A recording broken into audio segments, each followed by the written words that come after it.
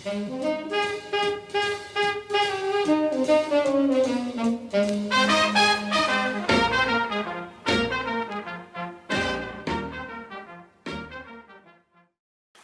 guys, welcome back to the shop. A little bit of a different opening. Yeah, it's early in the morning, nice and quiet. I don't think cars are going to be coming by yet, I hope. But it's one heck of a mill. Grizzly, I love this thing. It's a lot nicer than it was when I first got it, and learned a lot since. But first thing in this video, this is making the final gib. It actually came out. Where is it? There it is. Get an end view of it or whatever. This video, I'm going to show how I refined the process and got the gib that can make it easily on the mini pallet. First, the carpeting, custom carpeting from AutoZone came in last week, and I'll show you opening it and what it looks like for the Datsun. Then I'll get into making this gib and how I did it, and then at the end I'll summarize some stuff. So, yeah, look at it, still cars coming. What time is it? 8 o'clock? Everybody should be at work already. Alright, so the Grizzly Mill, I'm loving this thing. And here we go. Well, kind of scary. I was expecting it to be bigger. Well, maybe not bigger, but heavier. This thing is flyweight. And it says Nissan 80-86 pickup, but hopefully this fits. Alright, staples on here now. Let's see what it looks like. Hey, let me get it open. Ah, I can't even grab the staples. Great. There we go. Got one.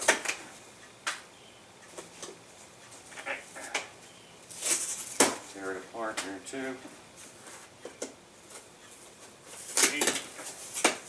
You had to put that many staples in there? Ouch. And one more. Let's see what color coffee is. Alright. Down in there. Wow.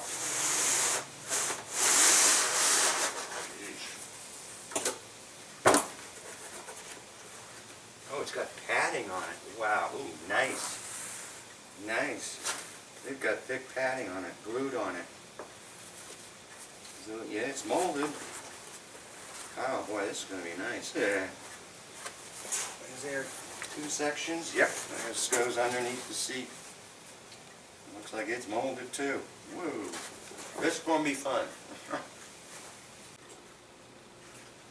Alright, let's do this the right way. I just got some of the angle blocks, whatever you want to call them. Underneath for spacers, I use the extreme micrometer to make sure they're all perfectly flat, they're even, and so on. This is the Mitutoyo, so 0 to 1 is 1,000. Let's see if I can get this. I gotta go forward to get it right on 0. It's always tough to do. Get on 0. Keep going too far. Maybe if I just pull the table. Play? No. Table's that tight that there's no play. Great. Alright, there we go. That's real close to 0. So, yeah, that moves. Alright, we gotta go and do it down here. You can see it bouncing from the surface roughness. That's pretty darn close too. That's a 1/10. So I've got to take it to me. Just a tad more, boy. I'm going to call that 0. I know it's slightly below it, but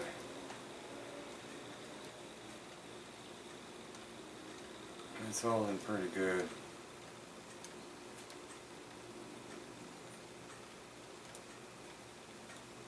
2/10 now. Is it gonna come back up or anything?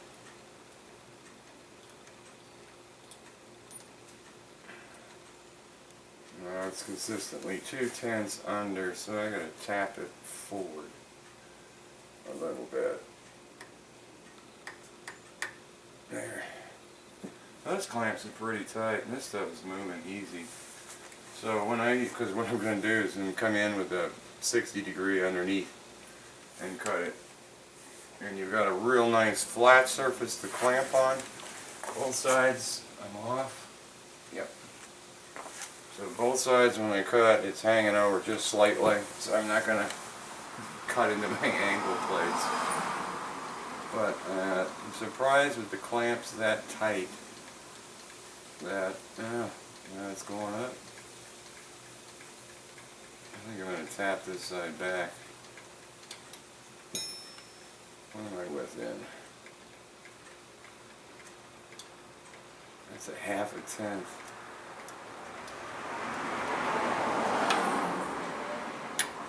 Hey, boy, that moves way too easy. I wonder if it's this. No, this can't be moving that easy. I've got to be moving the gauge somehow. Right?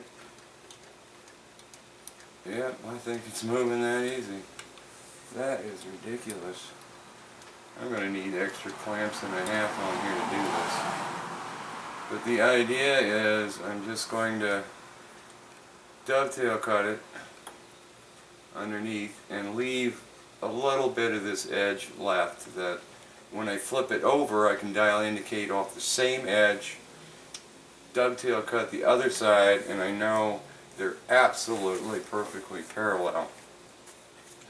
So, but I don't have any more screws here to get some of these other clamps in. I've only got short screws because I want to put 2 more clamps on this thing and really hold it down, because I know the dovetail cutter, if I can tap it and move it that easily, the dovetail cutter's going to do it.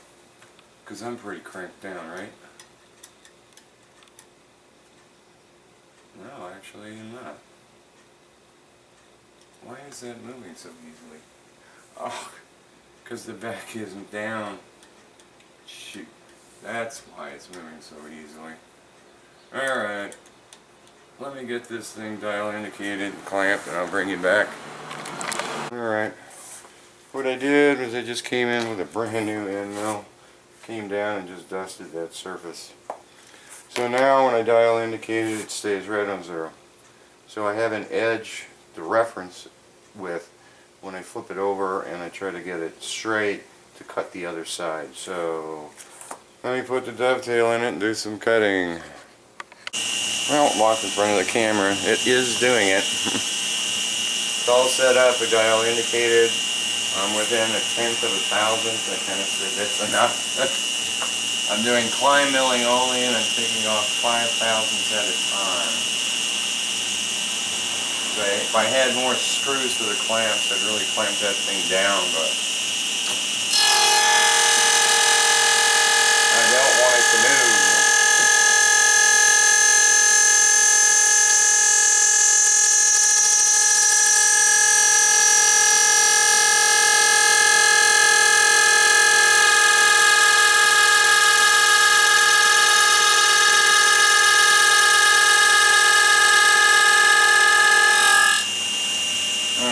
Strange sounds coming out of it. I have a feeling it needs more clamping, but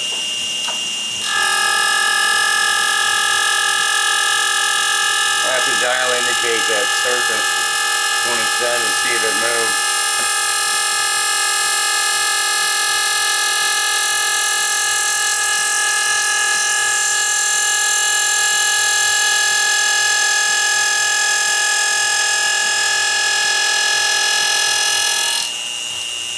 If it did move, then I'm going to have to run an end mill down there to square it up. Alright. Oh, there it is. And it looks pretty good. So, just for the heck of it, I did run and resurface this edge in case it moved. And from the looks of the thing, it doesn't look like it moved at all. So let's see what it looks like. And the cutter stayed far away from my angle blocks here. Finish looks good. Wow. Yeah, that looks really nice. Oh, that's got to be broken edge. That should not match the original Gib as far as angle. Yes, it does. Hallelujah. Put it this way. And doesn't matter. Yep, matches. Alright, so I need to do... Oh, I guess that's flat because of the way I cut it before. That material would have been coming all the way out had I realized what I was doing. So now I just got to set it up and do the other side, and I should have a nice Gib. Beautiful. Yeah, it's starting to come down in size. Alright, so I guess that's how you make a Gib. Let me finish it up. Well, making the final cut on the other side. I'm not sure how parallel I got it. The test indicator, it was hard to keep it on this little teeny piece on the back edge. And I was worried about damaging the indicator. I didn't want to come down and just hit straight on. So I used fine tune to get down there. But,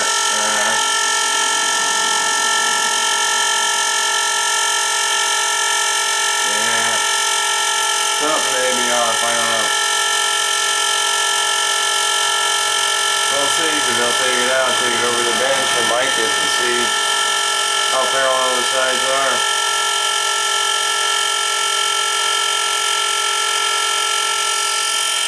And there it is, guys. Alright, kill everything, let's just get it out of there. I'm realizing too, since the dovetail is so far away from my angle blocks, if I would have realized my mistake and did it this way first time, I would have had a lot more material. See the material that's missing? I would have had a lot more flat surface to clamp down on. Alright, let's go over to the bench, see what happened. Right, see how bad it is or how good it is. It's hard to hold the mic and this at the same time, so I can do it this way. Now that's the fly cut surface, so that's definitely the surface that I did. And this should be clean. This guy should be too, but let's see here.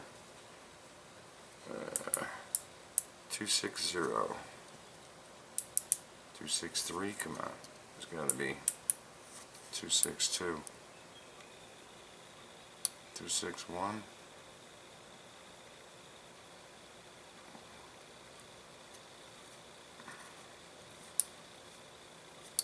258. I can't get a good reading. Why? Is there a burr someplace? No. They're smooth.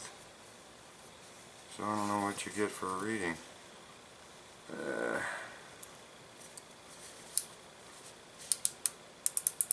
2585. 2588. 258. I'll call it 258. Spin it around.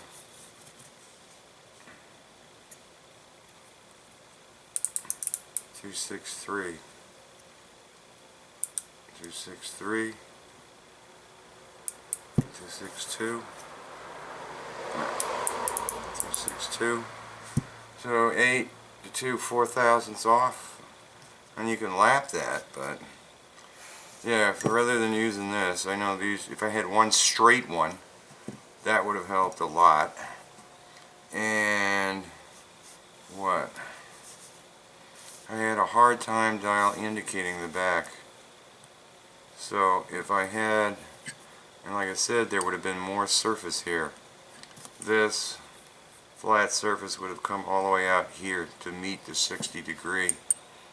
So that would have given me a little bit more stability. Yeah, the clamps were, and definitely more clamps. So I got to pick up some screws. Probably make some more clamps just to have them. Not bad though. Where's the actual gig? There it is. So it should match now. I got the angles right. Yeah, it's starting. It looks like the Gib now. So eventually I'll start collecting and getting set up to make another one. Am I going to make one now? No. Why? The lathe isn't broken, and if it ain't broke, don't fix it. So you can do it. Clamp it down. I don't know what I make it out of. I've had the suggestion it should be like cast iron. I don't know what the big ones are made of. Probably cast iron or something. But probably aluminum is going to wear in nicely. And like I said, you can lap this real quickly. So I'd probably try making one out of aluminum first. And if that wears out too fast, shouldn't, make it out of brass. But the problem is going to be the Gib screws digging in here. So I might have to make Gib screws with some kind of Teflon tip or something to them. But that's kind of interesting. It came pretty close. 4/1000ths. I don't know. Where's the other calipers? It's hard to hold that dial indicator on there. Let's see what this has to say. Come on. 1. Dirt. Gotta be dirt. 0. Always dirt. So, there's the surface there. So I want to go here to here. 262. 262. 262. Flip it over, and I want to go from here to here. 264. 258. It's angling. 257.5. I can see what it's doing. It's angling. About 258. 262. Yeah, 4/1000ths. So that's not too bad. Not too shabby. So when I do it, yeah, I'm gonna do it with this, but I need to find something that's this long. This is 5 inches long, and make sure that I've got this absolutely square before I even start doing the dovetails, which means dial indicating the vise again and checking everything. So there you go, guys. It's one way of making a perfectly straight, even though this one isn't, Gib. Hope you enjoyed. Just wanted to make a couple more comments before absolutely closing. The dovetails that you see me use, all of them, are Grizzlies. And you can see the finish, which side was cut. That's, right? Yeah, that's what it did. So, it's pretty nice. The other side too. Yeah, that's what it leaves a pattern in there, but you can't feel it. This feels like glass. So I could probably take that to a stone and get rid of it. I wouldn't even worry about it. If it goes in the lathe, then it's going to be fine. So that's the dovetail. The other thing is the pallet that you see me working on. That's 3 inches here. I forgot what dimension that is. But every time I turn around, I'm trying to cut something that's hanging off of it, and you just don't have the travel to do it. So, if you're going to build one, I'm not sure whether I'd say do a 3-incher or a 2.5, but I'm going to go and get the material, and off camera I'm going to build a 2.5-inch pallet, so I've got more. Well, it won't give me anything this way, but I'll have it here, and I could have used it, yeah, I could do it the way I just did it. So the last thing is it's 5 o'clock and I'm still producing 800 watts. The sun's way down, but I want to take you over here to the computer and show you this this setup and describe it. Alright, just looking at this thing in hindsight, where did the 4/1000s come from? But first, these 2 clamps, it seems like this is a lot more flexible. It held it.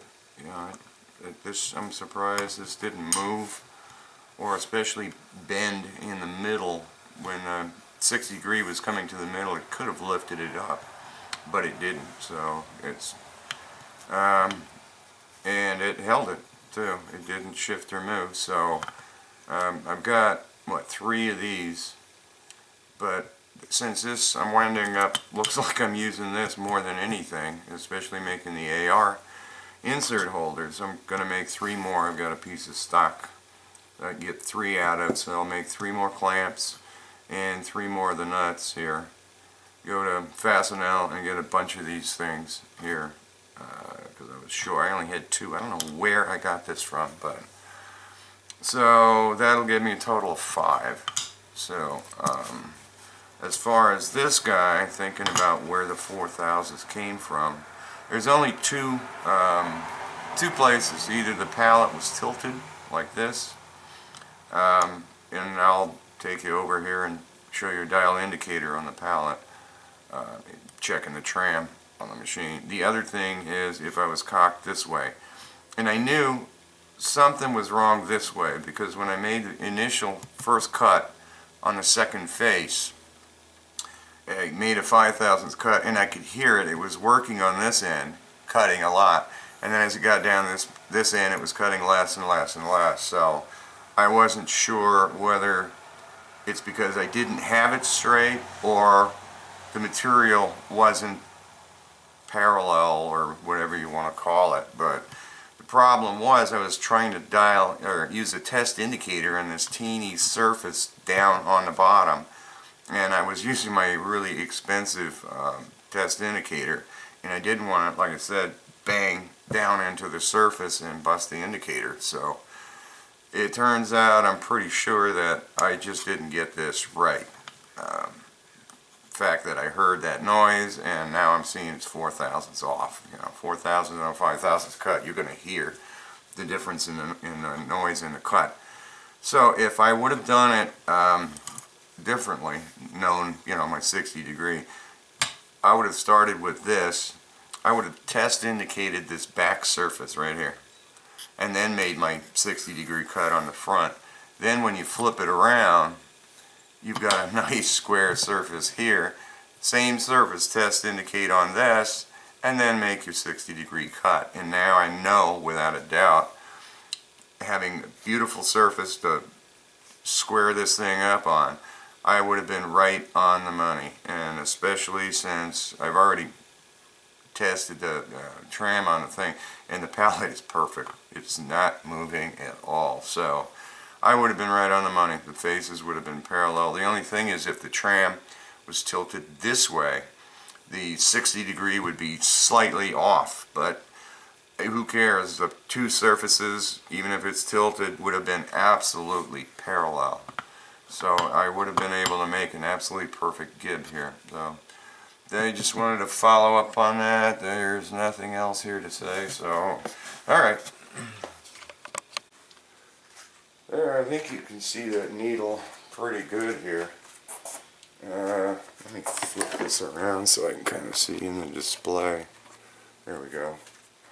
But yeah, going forward, I'm not sure why the needle does that when you change directions.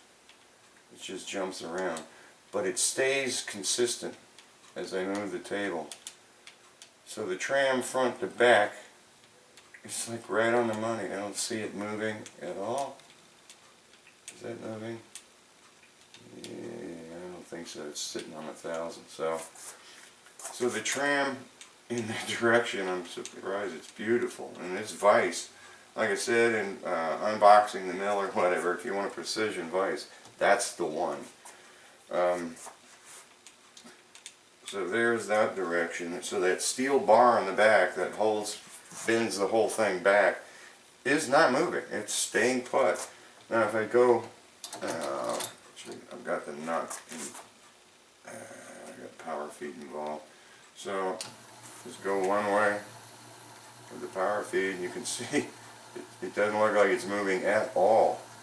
So I haven't removed the mini pallet. Is that moving? I don't think so. Oh, I'm almost at limit. Go the other way. It looks like it's staying put. So I haven't pulled the mini pallet out since I made that gib. So it's looking like it's perfect. So the 4,000s definitely didn't come from this problem. It came from I didn't have it squared up right. So there's that, guys. Alright, my whole solar system comes from a company, it's called Enphase. And I've been researching them for quite a long time, but that little box over there on the wall, I zoom out, is called Envoy. It's their -S. And what it does is it's connected wirelessly to my router, and it talks to the Enphase company to, I guess, some server that's collecting and monitoring your system. I can also connect strictly to it with the IP address. I did a network scan and saw what address it was signed to. So let me swing the camera around to the computer now. Alright, hopefully all that's in focus. This is the Envoy, the thing on the wall that you can connect directly to. And it tells me live right now, 4:59, yeah, that I'm generating 791 watts right now. This is the whole lifetime generation, but you can go into all kinds of different things in here and see what it is. But this, when it says right now it's connected to Enlighten, which is the Enphase site, and this is the Enphase site. So there's the panels that are on the roof, and I can see what each panel is generating right now. I can go into a graph for the day, and you can see, you know, it was overcast really bad this morning. So I'm generating 436, and all of a sudden the clouds broke and boom, I'm at 2,600 or 2.6 kilowatts. It peaked out at, I believe, 2.79 someplace I saw it. But it can also play. If it plays, here's the whole day. It's dark, and they're starting to come up in power. Then they're generating, the sunlight hits them, and they're going up, and now the sunlight's starting to fade and the power is going down. So it's really a wild thing. Today I generated 17.6 kilowatt hours. So that's, I was expecting 14 from the design in my calculations. So this more than cuts my bill in half. I'll be saving about $200 a month. So I expect to recover the money for this investment in 4 to 5 years. So. But Envoy, no, Enphase. If you're considering solar, go with Enphase. And the panels that are up there are the 3rd generation LGs. They're 320 watts per panel. And they are fantastic. So, just to let everybody know.